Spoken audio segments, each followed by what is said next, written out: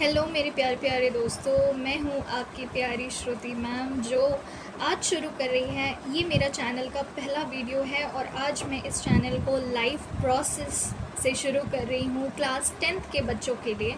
तो देखते हैं कि हम इसमें आगे क्या पढ़ने वाले हैं। तो यहाँ पे है कि what are we learning today. आज हम क्या पढ़ेंगे? We will be learning how living organisms get their food and energy and focus specially How green plant make their food through a fascinating process। कैसे लिविंग ऑर्गेनिज्म अपने food को बनाते हैं, उसे कैसे एनर्जी लेते हैं और जो ग्रीन प्लांट्स है वो किस प्रोसेस के थ्रू जो है खुद को एनर्जी प्रोवाइड करता है। How are we learning today. तो यहाँ पे जो है आपके पास में बहुत सारा टॉपिक्स रहेगा। न्यूट्रिशन के ऊपर बात करेंगे हम, फोटोसिंथेसिस के ऊपर बात करेंगे हम, न्यूट्रिशन कितनी तरीके से होती है उसमें और क्या क्या आता है, एग्जाम्पल्स के थ्रू समझेंगे, डायग्राम्स के थ्रू समझेंगे कि हम इस चैप्टर में आगे क्या पढ़ने वाले हैं। तो आगे बढ़ते हैं हम। तो हम आज लाइफ प्रोसेस के बारे में पढ़ेंगे जो एक 10th क्लास का चैप्टर है। मैं इस चैनल को इस चैप्टर से शुरू कर रही हूँ, एक बेसिक से शुरू कर रही हूँ। तो ये आज हम पढ़ेंगे लाइफ प्रोसेस के बारे में, ठीक है। तो लाइफ प्रोसेस क्या है? लाइफ का मतलब क्या होता है? लिविंग, ठीक है। लाइफ का यहाँ पे मतलब है लिविंग।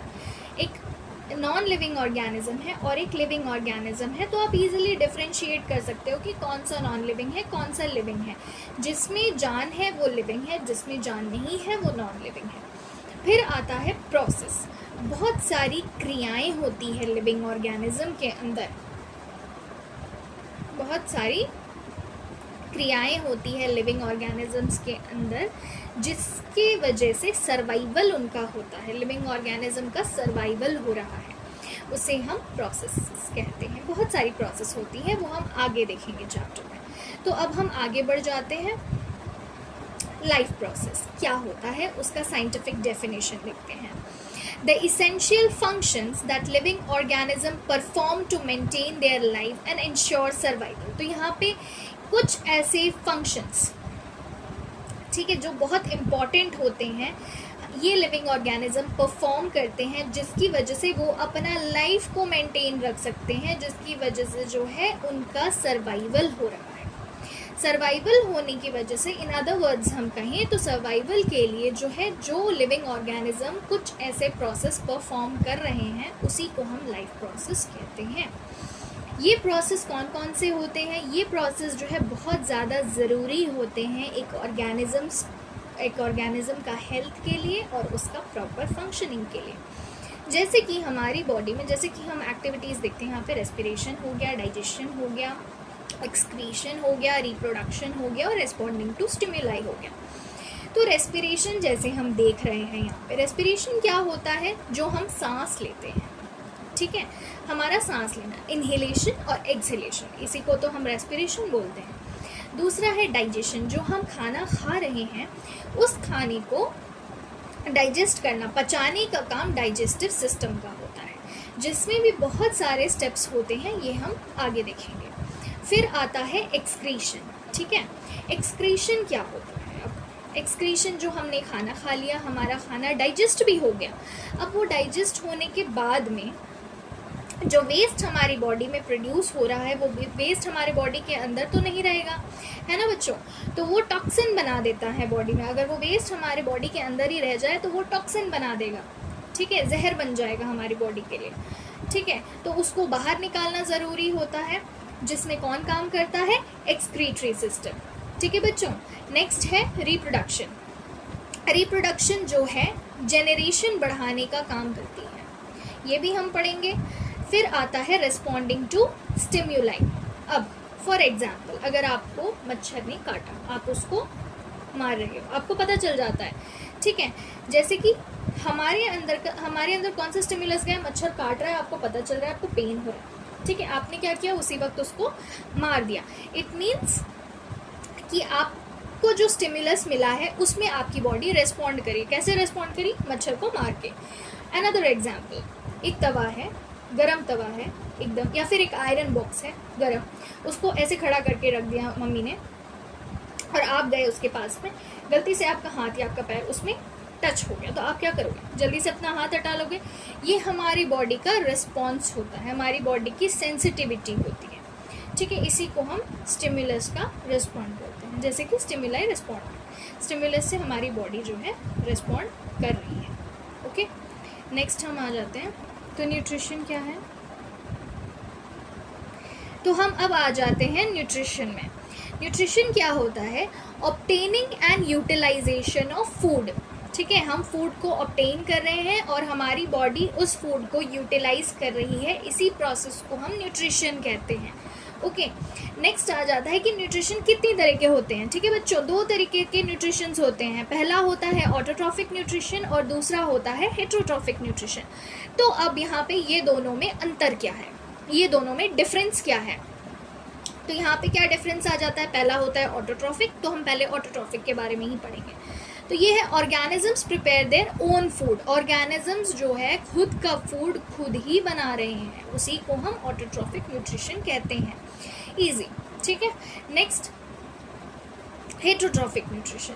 अब हेटेरोट्रॉफिक न्यूट्रिशन क्या होता है? ऑर्गेनिज्म डिपेंड्स ऑन अदर्स, ठीक है। और एक ऑर्गेनिज्म दूसरे के ऊपर डिपेंड रहता है, उसी को हम हेटेरोट्रॉफिक न्यूट्रिशन कहते हैं। ऑटोट्रॉफिक न्यूट्रिशन और हेटेरोट्रॉफिक न्यूट्रिशन।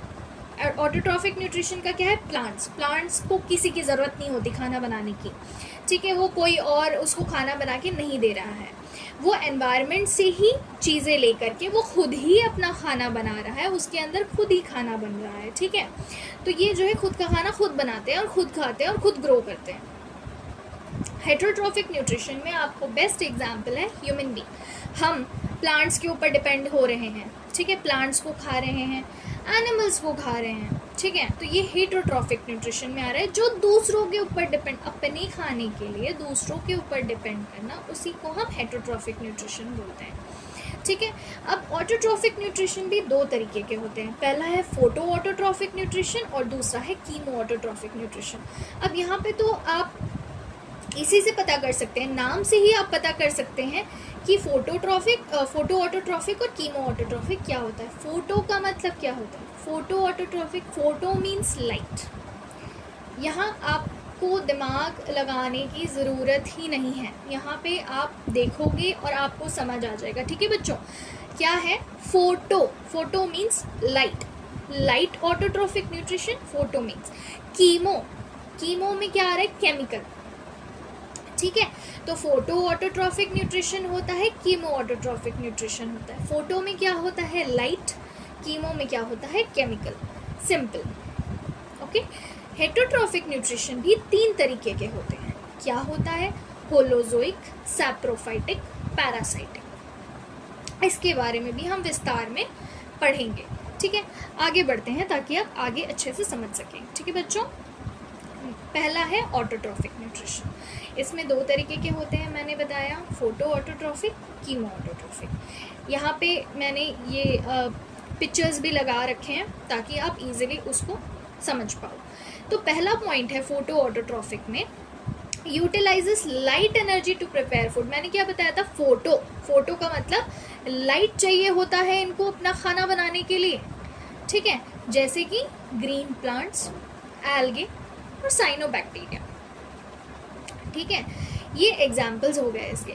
जैसे कि यहाँ पे मैंने दिखा रखा है कि लाइट आ रहा है प्लांट में, ठीक है, लाइट आ रहा है और ऑक्सीजन, कार्बन डाइऑक्साइड ले रहा है, ऑक्सीजन बाहर निकाल रहा है, ठीक है। दिख रहा है यहाँ आपको? ये क्रिया क्या है? फोटोसिंथेसिस। कौन करता है? ग्रीन प्लांट्स करते हैं, एल्गे करते हैं क्योंकि उनमें भी क्लोरोफिल पाए जाते हैं, उनमें भी ग्रीन पिगमेंट पाए जाते हैं, साइनोबैक्टीरिया उनमें भी ग्रीन पिगमेंट पाए जाते हैं। Okay, next chemo autotrophic. ये क्या है? Uses chemical energy to prepare food. यहाँ पे इनको लाइट नहीं चाहिए, इनको क्या चाहिए? केमिकल चाहिए, केमिकल एनर्जी चाहिए अपना खाना बनाने के लिए। तो ये कौन करता है? कुछ बैक्टीरिया ऐसे होते हैं जो खुद का खाना खुद तो बनाते हैं लेकिन उनको लाइट नहीं चाहिए होता, उनको क्या चाहिए होता है? केमिकल्स चाहिए होते हैं, ठीक है। तो यहाँ पे जैसे कि केमिकल से वो एनर्जी ले रहे हैं, दिख रहा है आपको फोटो में, और यहाँ से वो ऑर्गेनिक मैटर बाहर निकाल रहे हैं, CO2 H2O ले रहे हैं, O2 बाहर आ रहा है, ठीक है, तो ये ऑटोट्रॉफिक और कीमो ऑटोट्रॉफिक का डिफरेंस है। अब हम आगे बढ़ते हैं हेटरोट्रॉफिक न्यूट्रिशन में। हेटरोट्रॉफिक न्यूट्रिशन मैंने क्या बोला, जो दूसरों के ऊपर डिपेंड रहते हैं। ये 3 तरीके के होते हैं, holozoic, saprophytic and parasitic. Holozoic क्या है देखते हैं, सैप्रोफाइटिक क्या है देखते हैं, पैरासाइटिक क्या है देखते हैं। होलोजोइक पहले देखते हैं। Organism feed by ingesting whole food material. ऐसे ऑर्गेनिज्म जो अपना पूरा खाना खा लेते हैं, इंजेस्ट कर लेते हैं, उनको हम होलोजोइक कहते हैं। Food is digested and absorbed inside the body. Food जो है बॉडी के अंदर ही डाइजेस्ट होगा और एब्जॉर्ब भी बॉडी के अंदर ही होगा।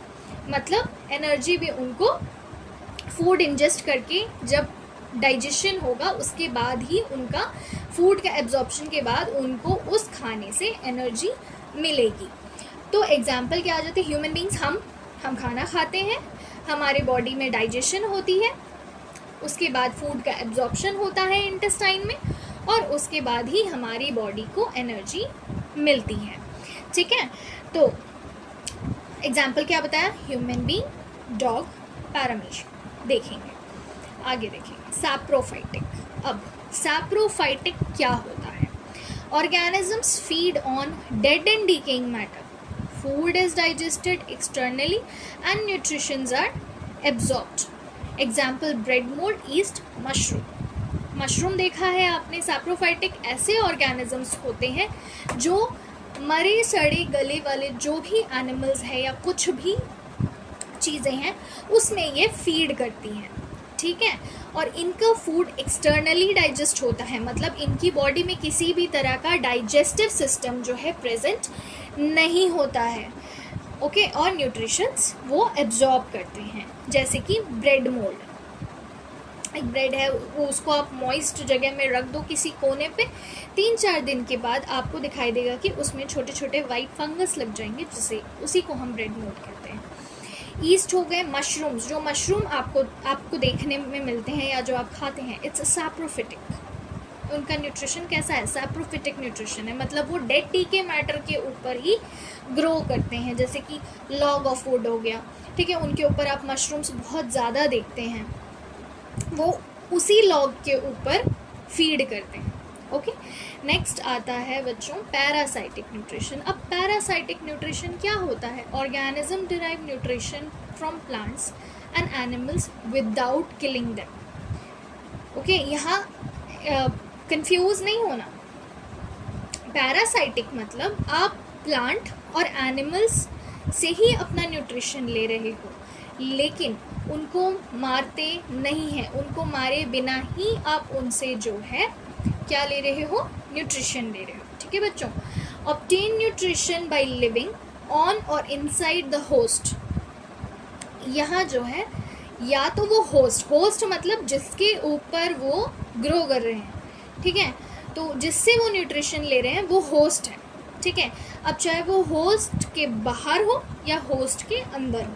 होस्ट के अंदर मतलब टेप वर्म्स हो गए, जितने भी वर्म्स है हमारे इंटेस्टाइन में रहते हैं वो हो गए, बॉडी के अंदर रह के वो फूड ले रहे हैं। और दूसरा क्या है, बॉडी के बाहर रह रहे हैं मतलब लाइस, जो हमारे सर में जुएं होते हैं। ठीक है, lice, leech, tapeworm, Cuscuta is a plant. ठीक है, तो ये जो है, जो कस्क्यूटा होता है वो दूसरे पेड़ के ऊपर ही अटैच होकर के उससे न्यूट्रिशन लेता है। ओके, नेक्स्ट आ जाता है ये टाइप्स ऑफ हेटरोट्रॉफिक न्यूट्रिशन का एक सिंपल सा फ्लो चार्ट दिखा दिया मैंने कि जो सैप्रोट्रॉपिक होते हैं वो dead plants, dead decaying animal body के ऊपर ही ग्रो करते हैं, जैसे कि ईस्ट, जैसे कि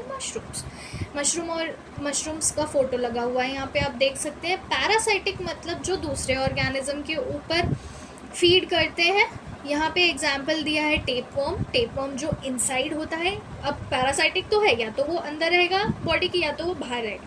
जो बॉडी के अंदर रह रहा है वो वर्म्स हो गए, जो मैंने बताया इंटेस्टाइन में रहते हैं। दूसरा जो है लाइस हो गए, जो हमारे सर में बाहर दिखते हैं हमको। ठीक है, तो ये पैरासाइटिक न्यूट्रिशन में आ गया। ठीक है बच्चों, समझ गए आप। फिर आ गया holozoic nutrition, ingestion, organic food material. जो ऑर्गेनिक फूड मटेरियल खाते हैं उनके अंदर डाइजेस्टिव सिस्टम होता है, वो जो है एब्जॉर्ब करते हैं और उससे ही हमारी बॉडी को एनर्जी मिलती है। फॉर एग्जांपल ह्यूमन बीइंग और अमीबा, पैरामीशियम। ओके, तो ये हो गया आपका पूरा हेटेरोट्रॉपिक न्यूट्रिशन खत्म। अब हम आगे बढ़ते हैं फोटोसिंथेसिस। ठीक है, तो अब प्लांट्स किस तरीके से अपना फूड बनाते हैं? By the process of photosynthesis. अब फोटोसिंथेसिस, फोटो मैंने अभी आपको बताया था, फोटो मीन्स लाइट, फोटो का मतलब होता है लाइट। तो ये लाइट की मदद से जो है अपना खाना बनाते हैं, in the presence of light. इनको लाइट ज़रूरी होता है खाना बनाने के लिए। It is a process of preparing organic food, carbohydrate, by combining carbon dioxide and water using solar energy by chlorophyll। ये जो है एक प्रोसेस होता है जिसमें ये अपना कार्बोहाइड्रेट जो उनका खाना होता है वो बनाते हैं। क्या कंबाइन करके? कार्बन डाइऑक्साइड और वाटर कंबाइन करके। किसके प्रेजेंस में? सनलाइट के प्रेजेंस में। कौन बनाता है? क्लोरोफिल बनाता है। ठीक है, और क्या बनाता है? C6H12O6। क्या है ये? Sugar plus O2। ठीक है, ऑक्सीजन। तो sugar, glucose produces in photosynthesis is stored in the form of starch in plants and it is the source of reserved energy. तो C6H12O6 शुगर है, ग्लूकोज है। ठीक है, तो ये जो ग्लूकोज है फोटोसिंथेसिस की मदद से ग्लूकोज बनता है और उसके साथ ऑक्सीजन रिलीज होती है। जो ये ग्लूकोज बना है वो प्लांट के अंदर इन the form of starch store करके रखते हैं। जैसे कि वो स्टोर कर दिया और वो धीरे धीरे धीरे धीरे उस एनर्जी को यूज़ कर रहे हैं। तो यहाँ पे जो इक्वेशन है 6CO2 plus 6H2O in the presence of sunlight, कहाँ पे? क्लोरोफिल में क्या बन रहा है? ग्लूकोज बन रहा है, C6H12O6 बन रहा है, प्लस ऑक्सीजन रिलीज हो रहा है, 6O2 रिलीज हो रहे हैं। सिंपल, समझ आ गया? नेक्स्ट बढ़ते हैं हम। मैकेनिज्म क्या है इस फोटोसिंथेसिस का? Absorption of light energy by chlorophyll. ठीक है, conversion of light energy into chemical energy and splitting of water molecules into hydrogen and oxygen, reduction of carbon dioxide to carbohydrates। absorption of light energy, पहला क्या होता है? Light energy को, जो सन से raise आ रही है, जैसे कि आपको इस पिक्चर में दिख रहा है जो मैंने यहाँ पे लगा रखा है, यहाँ पे क्या होता है? ये सन से एनर्जी जो उनका लाइट है वो एब्जॉर्ब करता है। कौन एब्जॉर्ब करता है? जो पत्ते होते हैं, जो ग्रीन पिगमेंट है उसमें क्लोरोफिल बोलते हैं जिसे, वो लाइट एनर्जी को एब्जॉर्ब करता है। ठीक है, लाइट को एब्जॉर्ब करता है। Conversion of light energy into chemical energy, अब यहीं पे जो है लाइट एनर्जी केमिकल एनर्जी में कन्वर्ट होती है। And splitting of water molecule into hydrogen and oxygen. अब वाटर भी लेना है, वाटर कहाँ से आ रहा है? सॉइल से आ रहा है। सॉइल से ये वाटर लेते हैं, ठीक है, और ये क्या करते हैं? उस वाटर को H2O को हाइड्रोजन और ऑक्सीजन दो में डिवाइड कर देते हैं, स्प्लिट हो जाता है वाटर। ठीक है, समझ में आ रहा है आपको? फोटोसिंथेसिस में लाइट, ओके, क्या था पहले? लाइट जो है सन से मिल रहा है, वाटर जो है सॉइल से मिल रहा है, कार्बन डाइऑक्साइड जो है एयर से मिल रहा है। ये तीन मिल करके क्या होता है? पूरा इनका फोटोसिंथेसिस कैरी होता है। ठीक है, reduction of carbon dioxide to carbohydrate. अब जो वो कार्बन डाइऑक्साइड लिया है उन्होंने कहाँ से? एयर से।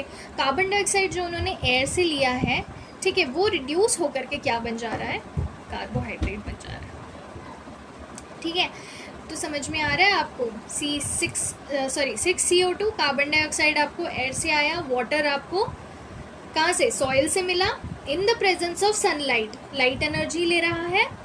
ठीक है, कहाँ पे हो रहा है ये? क्लोरोफिल में हो रहा है। क्लोरोफिल कहाँ है? लीफ में है। ठीक है, अब वो क्या बना रहा है? C6H12O6 जो ग्लूकोज है और उसके साथ में ऑक्सीजन रिलीज कर रहा है। तो ये जो C6H12O6 है, ये जो है प्लांट के पास में स्टोर करके रखते हैं वो लोग इन द फॉर्म ऑफ स्टार्च।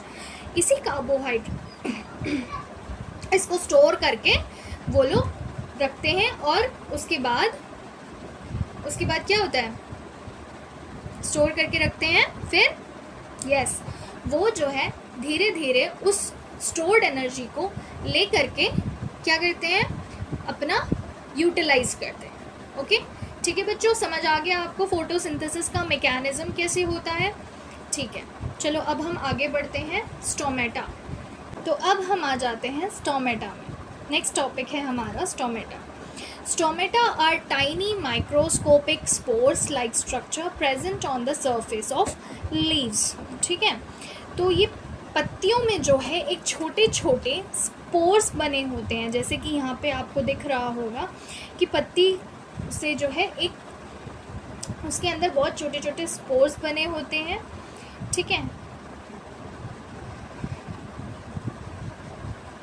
तो अब हम आ जाते हैं स्टोमेटा में। स्टोमेटा क्या है? Stomata are tiny microscopic pore like structure present on the surface of leaf. ठीक है बच्चों, जो लीफ होते हैं उसमें छोटे छोटे स्पोर्स प्रेजेंट होते हैं, पोर्स प्रेजेंट होते हैं। ठीक है, तो यही जो पोर्स है यही क्या करता है, लीफ के सरफेस में प्रेजेंट होता है और यहीं से गैस का एक्सचेंज होता है। ठीक है, मैंने क्या कहा था, कार्बन डाइऑक्साइड वो एयर से लेते हैं तो यहीं से उसका गैस का एक्सचेंज होता है। कार्बन डाइऑक्साइड का लेना और ऑक्सीजन का रिलीज करना, ये दोनों जो है स्टोमेटा से ही होते हैं। अब रोल क्या है स्टोमेटा का? It regulates gas exchange between the plant and the environment. और दूसरा है control of water loss by changing the size of the stomatal pore, that is transpiration.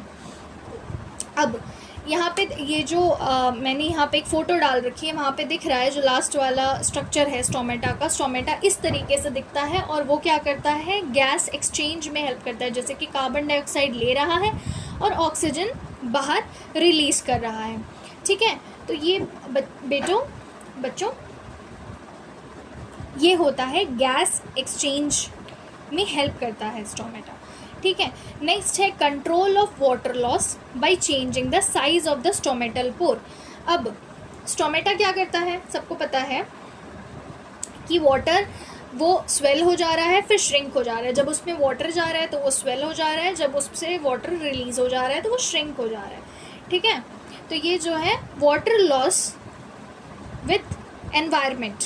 ठीक है, तो ये करता है स्टोमेटा का, ये काम होता है कि वो वाटर लॉस को चेक में रखे और दूसरा गैस एक्सचेंज करे।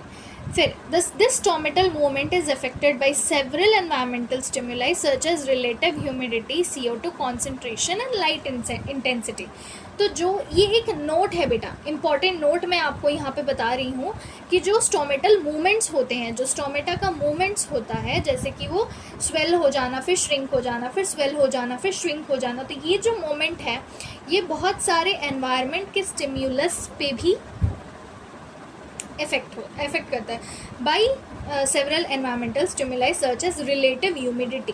पहला ह्यूमिडिटी कैसा है, एयर में ह्यूमिडिटी होती है, मॉइस्चर होता है, ह्यूमिडिटी कैसा है।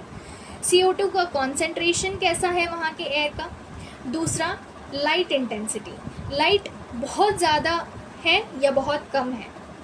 ठीक है, किसी किसी जगह पे बहुत ज़्यादा लाइट का इंटेंसिटी बहुत ज़्यादा होता है, किसी जगह पे बहुत कम होता है, तो वो जो है इसके मोमेंट में इफ़ेक्ट डालती है। ठीक है, स्टोमेटा समझ गए आप। नेक्स्ट बेटा हम जाएंगे opening and closing of stomata. जैसे कि यहाँ पे एक पिक्चर लगा दिया है मैंने, जो गार्ड सेल्स, ये जो आपको दो बीन शेप्ड स्ट्रक्चर दिख रहे हैं उनको हम कहते हैं गार्ड सेल। इनके बीच में जो पोर है इनको हम कहते हैं स्टोमेटल पोर। और जो वहाँ पे ग्रीन ग्रीन पिगमेंट आपको दिख रहा है, ग्रीन ग्रीन छोटे छोटे सर्कल दिख रहा है, वो है क्लोरोप्लास्ट। समझ में आ गया आपको? यहीं पे जो है आपका क्या होता है, फोटोसिंथेसिस हो रहा है।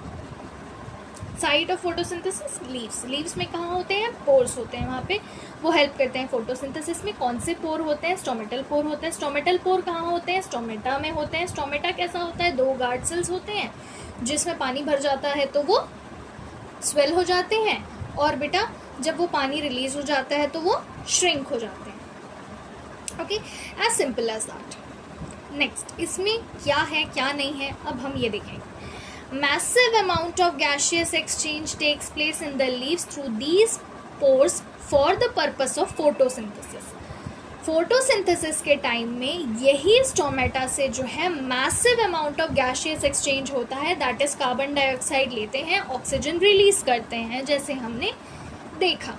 The exchange of gases occurs across the surface of stems, roots and leaves as well. जो गैस का एक्सचेंज है वो पूरा सरफेस पे होता है, स्टेम, क्योंकि स्टेम भी देखो कहीं कहीं पे ग्रीन होता है, रूट्स में भी होते हैं और लीव्स में भी होते हैं, ठीक है।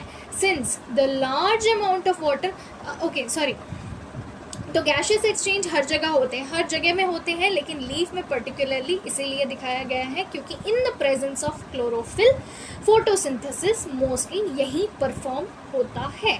लेकिन ये नहीं है कि सिर्फ स्टोमेटा में ही हो, across the stem, across the root and leaves, ये तीनों जगह में जो है क्या होता है, गैसेस का एक्सचेंज होता है। Since the large amount of water can also be lost through these stomata, यहाँ से जो है large amount of water loss भी होता है, ठीक है। Large amount of water can also be lost, यहाँ से जो है वाटर का लॉस भी होता है ट्रांसपिरेशन से। ट्रांसपिरेशन जैसे कि हमने पहले पढ़ा, पत्ती होती है, यहाँ से ट्रांसपिरेशन होता है। The plant closes these pores when it does not need carbon dioxide for photosynthesis। तो यहाँ पे जो है प्लांट अपने जो पोर्स है, जो स्टोमेटल पोर है, उसको क्लोज कर देते हैं when it does not need carbon dioxide for photosynthesis। जब उनको कार्बन डाइऑक्साइड की ज़रूरत नहीं होती है तब वो इन स्टोमेटल पोर को बंद कर देते हैं। ओके, नेक्स्ट आप देखेंगे opening and closing of the pore is a function of the guard cell. Guard cell का क्या काम है? गार्ड सेल का काम ही यही है कि वो जो दो बीन शेप्ड स्ट्रक्चर है, गार्ड सेल है, उनको ओपन करना और उनको क्लोज करना, ओपन करना, क्लोज करना। पानी भरा, ओपन हुआ, पानी बाहर गया, क्लोज हो गया, ठीक है। तो ये ऐसे होता है। The guard cells swell when water flows into them, causing the stomatal pore to open. Similarly, the pore closes if the guard cells shrink. तो जब ये आपका गार्ड सेल है, ये दो गार्ड सेल है, ठीक है, ये दो गार्ड सेल हो गए। इसमें जब पानी भरता है, जैसे मैंने बताया, ये ऐसे ओपन हो जा रहा है और जब पानी बाहर आ जाता है तो ये ऐसे क्लोज हो जाता है। तो ये इसका मोमेंट है, ठीक है। देखिए, ओपन क्लोज, ओपन क्लोज, तो ये हो गया। ओके, समझ गए आप? ठीक है बच्चों, नेक्स्ट है, ये मैंने बहुत सारे फोटोज़ लगा रखे हैं। जैसे कि पहला जो फोटो है सिचुएशन 1 में क्या है, जो गार्ड सेल है, क्लोरोप्लास्ट भी है, सेल वॉल भी है, स्टोमेटल पोर है, वैक्यूल है, न्यूक्लियस है। ये सिचुएशन 1 है, जब दोनों में एक ही है, ये ओपन है, ठीक है। और दूसरा जो है गार्ड सेल, दूसरा सिचुएशन 2 में क्या है, जब वो जो वाटर है वो रिलीज़ हो चुका है और ये जो स्टोमेटल पोर है, जो गार्ड सेल, वो श्रिंक हो चुके हैं। ये ओपन हो गया था सिचुएशन 1 में और ये क्लोज हो गए थे। एग्जाम्पल नेक्स्ट वाला, उसमें भी सेम दिखा हुआ है, ओपन टर्जिड, टर्जिड हो जाते हैं वो, ओपन रहने को टर्जिड बोलते हैं, क्लोज होने को फ्लैसिड बोलते हैं। तो ओपन हो गया, टर्जिड हो गया, ठीक है, टर्गिड हो गया। नेक्स्ट क्या है, वो क्लोज हो गया, फ्लैसिड हो गया, ठीक है। तो गार्ड सेल्स जो है टर्गिड हो जाते हैं जब उनमें वाटर का फ्लो रहता है, और जब वाटर फ्लो नहीं रहता है वो फ्लैसिड हो जाते हैं, ओपन रहते हैं, क्लोज हो जाते हैं, टर्गिड होता है, फ्लैसिड होता है, ठीक है।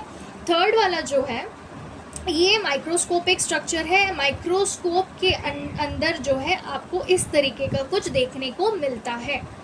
ओके, नेक्स्ट हम आते हैं nutrition in amoeba, nutrition in amoeba, ठीक है। तो पहला क्या है, अमीबा। अब न्यूट्रिशन हमने पढ़ लिया, कितना तरह का न्यूट्रिशन है, क्या है क्या नहीं है, सब हमने देख लिया। अब हम क्या देखेंगे कि अमीबा में किस तरीके का न्यूट्रिशन होता है, वो कैसे फूड पार्टिकल लेता है, और वो उसमें क्या होता है क्या नहीं होता है, ये देखेंगे। देखिए न्यूट्रिशन में सिंपल सा मैं एक फ्लो चार्ट आपको बताऊं कि न्यूट्रिशन में क्या होता है। न्यूट्रिशन में इंजेशन होता है, जो हम फूड खाते हैं, इंजेस्ट करते हैं, ओके। डाइजेशन होता है, फूड जो हमने खाया है वो डाइजेस्ट होता है पेट में जाके, उसे हम डाइजेशन कहते हैं। एब्जॉर्प्शन होता है, इंटेस्टाइन में जाता है, वो एब्जॉर्ब होता है। एसिमिलेट होता है, ठीक है, एब्जॉर्प्शंस बहुत ज़्यादा होता है, एसिमिलेशंस होता है, बहुत सारे गैस्ट्रिक जूसेस आते हैं वो एसिमिलेट करते हैं। फिर होता है इजेशन। इजेशन क्या होता है, removal of food from the body. Ingestion, egestion. Ingestion 5 process होता है, ingestion, digestion, absorption, assimilation and egestion, okay. तो अब यहाँ क्या होता है, अमीबा टेक्स इन फूड। यहाँ पे आपके बुक का ही मैंने फ़ोटो लगाया हुआ है ताकि आप इजीली अंडरस्टैंड कर सकें इस चीज़ को। Amoeba takes in food using temporary finger like extensions. Amoeba जो है, अमीबा के पास फिंगर लाइक प्रोजेक्शंस होते हैं जिसे हम सीडोपोडिया कहते हैं। एवरीबडी नो दैट, ठीक है। और जिन्हें नहीं पता है वो मैं उनको अभी बता रही हूँ कि जो अमीबा होता है उनका कोई स्ट्रक्चर नहीं होता है, ठीक है। उनके पास किसी तरह का कोई डाइजेस्टिव सिस्टम नहीं होता है, लेकिन वो खाना तो सभी खाते हैं, तो अमीबा भी खाना खाता है। उनके पास में जो फिंगर लाइक प्रोजेक्शन बनाता है, जब उनके पास कोई फूड आता है तो वो फिंगर लाइक प्रोजेक्शन बनाता है और वो फूड ऐसे करके पकड़ करके उसको अपने अंदर ले जा रहा है, ठीक है। तो amoeba takes in food using temporary finger like extension. जो उनका टेम्पररी फिंगर लाइक एक्सटेंशंस है उसको हम सीडोपोडिया के नाम से जानते हैं। Of the cell surface which fuse over the food particle forming a food vacuole. यहाँ पे जैसे आप देख रहे हैं कि फूड पार्टिकल पास आ रहा है, ठीक है, फूड पार्टिकल अंदर आ गया, सीडोपोडिया वहाँ से पूरा अपना ऐसे क्लोज हो जाएगा जहाँ फूड वैक्यूल बना लेगा। फूड पार्टिकल उस फूड वैक्यूल के अंदर रहेंगे, ठीक है।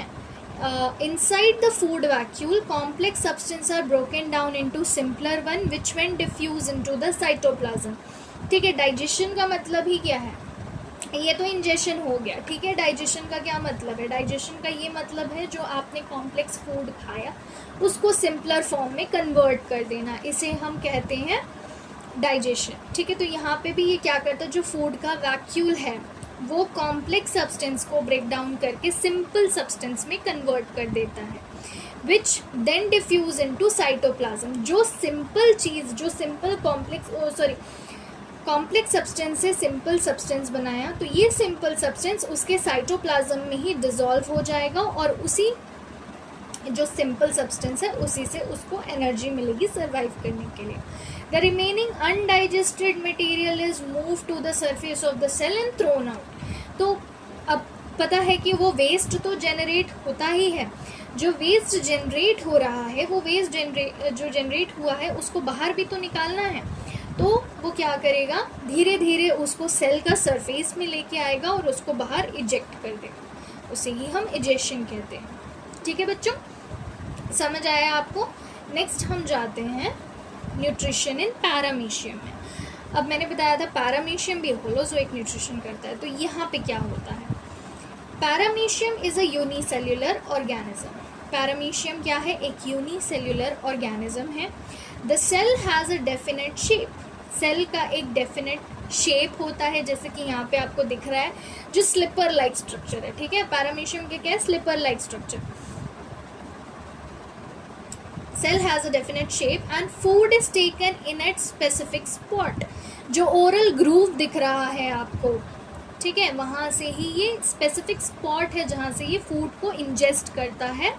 Food is move to this spot by the movement of cilia. अब पैरामीशियम की बॉडी पे आप देख सकते हैं कि बहुत सारा सीलिया प्रेजेंट है। सीलिया मतलब फिंगर लाइक प्रोजेक्शन, जो बहुत पतले पतले पतले पतले से होते हैं, ठीक है। ये मूवमेंट में भी हेल्प करते हैं, ये इनका मूवमेंट में हेल्प करते हैं और ये क्या करते हैं, ये जो है फूड को सरका सरका करके ओरल ग्रूव में लेके आते हैं, ठीक है, ओरल ग्रूव की तरफ लेके आते हैं ताकि फूड जो है वो ले सके, खा सके।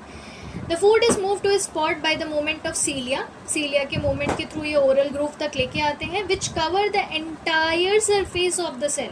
और ये पूरा, ये जो सीलिया है ये पूरा बॉडी को कवर कर लेता है, ठीक है। और ये क्या करता है बाद में, ये जो complex substance, simple complex substance है उसको सिंपल सब्सटेंस में कन्वर्ट करता है, डाइजेशन होता है, उसके बाद ये चला जाता है साइटोप्लाज्म में और जो वेस्ट प्रोडक्ट होता है वो बाहर आ जाता है, ठीक है, सिंपल। नेक्स्ट आते हैं हम microscopic images of amoeba and paramecium. तो ये फर्स्ट वाला जो आपका फ़ोटो है ये माइक्रोस्कोप के अंडर अमीबा है। माइक्रोस्कोप के अंडर अमीबा कुछ ऐसा दिखता है, और लेफ़्ट साइड वाला जो है वो अमीबा है, राइट साइड वाला जो है वो पैरामीशियम है, ठीक है। तो microscopic images of amoeba and paramecium, ऐसा अमीबा ऐसा दिखता है, पैरामीशियम अंडर माइक्रोस्कोप कुछ ऐसे दिखता है। ये जो रेड पिंक वाला जो आपको दिख रहा है ये आपका पूरा पैरामीशियम है, पूरा एक पैरामीशियम। ओके, ठीक है बच्चों, आई होप आपको समझ आया होगा ये सारी चीज़ें।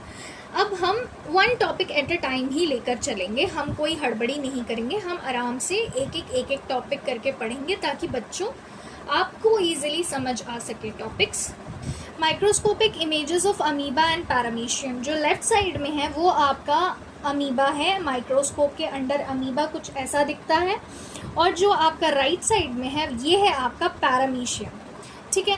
अंडर माइक्रोस्कोप ये पिंक कलर का जो दिख रहा है पैरामीशियम आपको कुछ इस तरीके के दिखेगा। ये दोनों माइक्रोस्कोपिक इमेजेस हैं, जस्ट फॉर योर नॉलेज कि आपको माइक्रोस्कोप की इमेज ये दोनों कैसे दिखते हैं।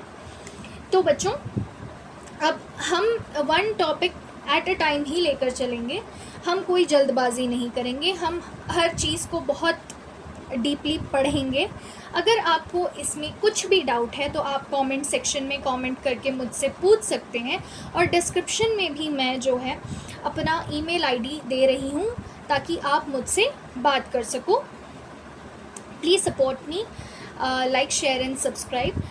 ओके, हम एक टॉपिक एट अ टाइम ही लेकर चल रहे हैं। हम क्या करेंगे, जैसे ही हमारा एक टॉपिक ख़त्म होगा मैं आपको PYQ सॉल्व कराऊंगी, 5 ही PYQ सॉल्व कराऊंगी। हम PYQ जैसे ही हमारा पूरा चैप्टर ख़त्म हो जाएगा मैं बंच ऑफ PYQ लेकर आऊँगी, बंच ऑफ MCQs लेकर आऊँगी, बंच ऑफ क्वेश्चंस हम सॉल्व करेंगे, मॉक टेस्ट होगा। ओके, मॉक टेस्ट डिज़ाइन करूँगी मैं, खैर मॉक टेस्ट तो काफ़ी बाद की बात है। डाउट क्लियरिंग सेशन रखेंगे हम, डिस्कशन के सेशंस रखेंगे, हम डिस्कस करेंगे चीज़ों को। ओके, लाइव डिस्कस करेंगे चीज़ों को, और भी बहुत सारी इंटरेस्टिंग चीज़ें हम करेंगे। मैं बहुत सारी ऐसी छोटी छोटी चीज़ें लेकर आऊँगी जो आपके लिए, नीट के लिए और भी बहुत सारी चीज़ों के लिए इम्पॉर्टेंट होगा, दूसरे कॉम्पिटिटिव एग्ज़ाम्स के लिए भी इम्पॉर्टेंट होगा। हम सिर्फ बेसिक से चीज़ों पे नहीं रहेंगे, हम नए रिसर्च क्या हुए हम वो भी जानेंगे। तो अभी फ़िलहाल के लिए हम चलते हैं हमारे PYQ में। ओके, सिर्फ 5 ही PYQ सॉल्व कराऊंगी मैं। लेट्स सी कि आप कर पाते हैं या नहीं कर पाते। पहला, अ स्टोमेटा क्लोजेज व्हेन, एक स्टोमेटा क्लोज कब होता है। पहला, it needs carbon dioxide for photosynthesis, it does not need carbon dioxide for photosynthesis. Water flow out of the guard cell, water flows in the guard cell. जब मैंने क्या बताया था, जब टर्गेट कब होता है, फ्लासिड होता है। टर्गेट कब होता है, जब पानी भरा हो। फ्लासिड कब होता है, जब पानी रिलीज़ हो गया हो, ठीक है, श्रिंक हो जाता है। तो when water flows out of the guard cell, तभी जो है ये स्टोमेटा क्लोज होता है। तो इसका आंसर है थर्ड। ओके, नेक्स्ट अब चलते हैं, the process in which transport of soluble products of photosynthesis takes place in plant is known as. जो सॉल्युबल प्रोडक्ट होते हैं उसके ट्रांसपोर्ट को फोटोसिंथेसिस के टाइम में क्या कहते हैं, क्या कहते हैं, क्या कहते हैं। ट्रांसलोकेशन, ट्रांसलोकेट हो रहा है, पानी एक जगह से वहाँ उस एक तरफ से दूसरी तरफ जा रहा है, it's called translocation, location change होना, ठीक है, ओके। ये सब 2004 में आया हुआ है, पिछले साल ही आया है। Next question, opening and closing of stomata is due to क्या? High pressure of gas inside the cell, movement of water in and out of the guard cell, stimulus of light in the guard cell, diffusion of CO2 in and out of the guard cell।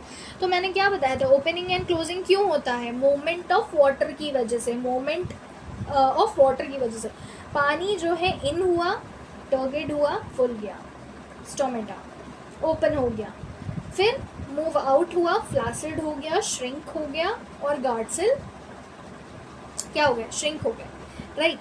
तो moment of water in and out of the guard cell. Next आता है water in the root enters due to the function of the root to absorb water, difference in the concentration of ions between the root and soil, excess water present in the soil, diffusion of water in the roots. बताइए fourth वाला क्या होगा? ये 2003 में आया हुआ है आपका। Water in the root enters due to क्या? ड्यू टू, एक काम करते हैं, फोर्थ और फिफ्थ वाले क्वेश्चन को हम होमवर्क देते हैं आपको। आप हमें कमेंट सेक्शन में बताइए कि इसका आंसर क्या हो सकता है। अब हम फिफ्थ वाला भी पढ़ लेते हैं। The process in which loss of water in the form of vapours from the aerial parts of the plant takes place is X which helps in Y. Loss of water in the form of vapour from the aerial parts, जो हवा में है, ठीक है, takes place is X which helps in Y. अब इसका क्या answer होगा ये आप मुझे कमेंट सेक्शन में बताइए। Thank you so much, thank you so much for your time and consideration. बच्चों, मैंने आपको यही बताया बस कि हमारे साथ बने रहिए, लाइक करिए, शेयर करिए, सब्सक्राइब करिए, अपने दोस्तों को भी बताइए, हमारे साथ बायोस्ट्रीम एकेडमी में जुड़े रहिए ताकि हम और भी बहुत सारी ऐसी बहुत इंटरेस्टिंग सी चीज़ें आप तक पहुंचाएंगे। Please like, share and subscribe. Thank you so much.